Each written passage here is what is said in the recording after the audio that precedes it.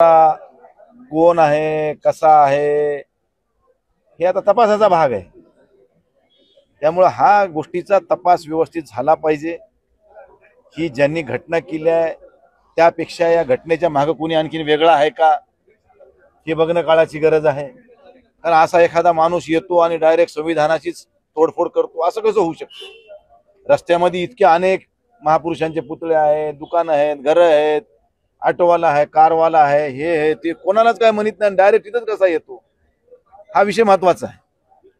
आणि त्यानंतर जी काही परिस्थिती उद्भवली रात्री नंतर सगळे जिल्हा प्रशासन, पोलीस प्रशासनाने येऊन, समाजातल्या लोकांनी येऊन त्या ठिकाणी बाबासाहेब आंबेडकरांच्या पुतळ्याला पुष्पहार अर्पण केला, सगळ्यांना शांततेचं आवाहन केलं. दुसऱ्या दिवशी बंदचं आवाहन स्वीकारलं, सगळ्या व्यापाऱ्यांनी बंदमध्ये सहभागी होण्याचं ठरवलं. त्यानंतर काही युवक, काही महिला, काही युवती ह्या ज्या काही भावना विवश झाल्या आणि संविधानाला हात घालणं, आज देशात आपल्या देशाचा कारभार सगळा संविधानावर चालतो. संविधान म्हणजे आपल्यासाठी, आम्ही जेव्हा लोकसभेमध्ये शपथ घेतो ते संविधानाला साक्षी ठेवून शपथ घेतो. त्या चेअरवर बसणारा प्रत्येक व्यक्ती संविधानाला धरून बसतो. त्या संविधानावर हात घालणं हा देशद्रोही असं एखाद्या वेळेस म्हणता येईल. आणि अशा ह्या देशद्रोही व्यक्तींना कठोर शासन झालं पाहिजे, ही भूमिका सर्वसामान्य जनतेची आहे. आणि त्यातून उद्भवलेला हा प्रसंग होता. पण ह्या प्रसंगामध्ये नेते मंडळींनी पुढाकार घेऊन शांतता प्रस्थापित करण्याचा प्रयत्न केला, पण काही अंडर 18 किंवा अंडर 20 म्हणा, ह्या लोकांनी थोडा अतिरेक करण्याचा प्रयत्न झाला. ह्याच्यात काही दुमत असायचं कारण नाही. नाहक काही व्यापाऱ्यांची दुकानं फुटली, काही लोकांच्या गाड्या फुटल्या, काही लोकांच्या मोटरसायकली जळाल्या व फुटल्या, काही लोकांच्या दुकानाची बोर्ड फुटली. ह्या लोकांचं मोठ्या प्रमाणात नुकसान झाले, काही लोकांना त्रास झाला. त्याच्याबद्दल मी या ठिकाणी जिल्ह्याचा खासदार म्हणून माफी मागतो. परंतु ह्या सगळ्या लोकांना, ज्यांचं नुकसान झालंय, त्या लोकांना शासनाची मदत झाली पाहिजे, अशा स्वरूपाची विनंती मी आपल्याला या निमित्तानं करतो. त्यामुळं आज ही झालेली घटना आणि त्यानंतर मी असं ऐकलं की ह्या ठिकाणी काही भारतीय जनता पार्टीच्या लोकप्रतिनिधींनी माझ्यावर सुद्धा गुन्हा दाखल करावा अशा स्वरूपाची मागणी केली. अशा स्वरूपाचं माझ्याकडे काही माहिती मिळाली. माझं म्हणणं एवढंच होतं की दुपारी बांगलादेशमधल्या हिंदूंना प्रोटेक्शन देण्याच्या संदर्भानं मोर्चा काढण्यात आला.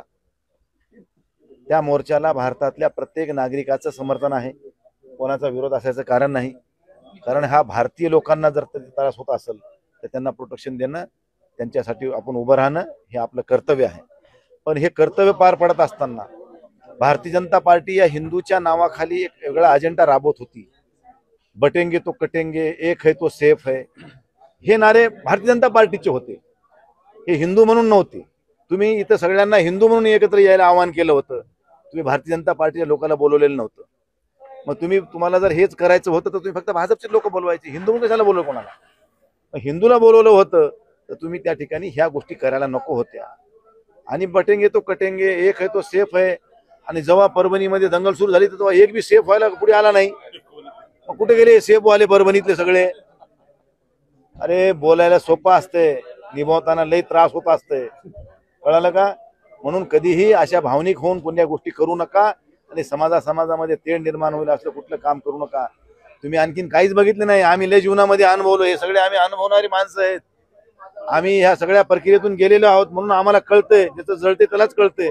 उगा येऊन भाषणं देऊन किंवा काहीतरी वातावरण गरम करून आपली पोळी भाजून घेणं हे सोपं आहे, परंतु त्यानंतर उद्भवणाऱ्या प्रसंगाला समोर जायला काय लागते आणि त्याच्यानंतर त्याचे परिणाम, दुष्परिणामाला कसा पुढे जावं लागते हे आम्ही जीवनात अनुभवले.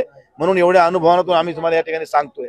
ठीक आहे, तुम्ही केलं, सगळं झालं, त्यानंतर दुर्दैवी दुर्घटना घडली, त्यानंतर जे प्रसंग उद्भवले त्यावेळेस तुम्ही कुठं होतात? जेव्हा परभणीमध्ये तोडफोड होत होती, गाड्या फोडत होते, लोकांना त्रास होत होता, एकही भारतीय जनता पार्टीवाला पुढे आला नाही. माईचा लाल, ह्याचा मला आपल्याला निषेध करायचा ह्या गोष्टीचा. तेव्हा कुठे गेली तुमची मर्दुमकी? कुठे गेले तुमचं सेफ? हे सेफ तेव्हा नव्हतं तुम्ही. मग सगळं झालं जिकडे तिकडे शांतता, मग येऊन लोकच काय झालं? अरे त्याचं वासून गेलं ना सगळं, त्याचं नुकसान झालं, त्याचं घर जळालं, कोणाची गाडी जळाली, काय झालं?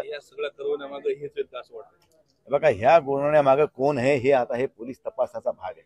हे मी कोणावर ॲलिगेशन केले नाहीत.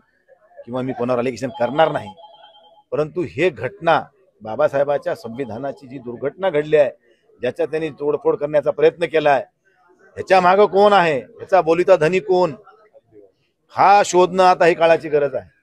मी कालही प्रतिक्रिया दिली. मी देवेंद्र फडणवीस साहेबांनाही फोन केला होता. मी जे बोललो ते केलं आणि फोन केल्यानंतर त्यांच्या पीएनी फोन उचलला आणि ते म्हणले की बाबा ह्या नंबरवर नाही, तुम्ही दुसऱ्या नंबरवर, मला नंबर द्या, मी त्याच्यावर बोलतो. त्यांच्याकडून मला नंबर पुन्हा आला नाही आणि माझं काही पुन्हा बोलणं झालं नाही.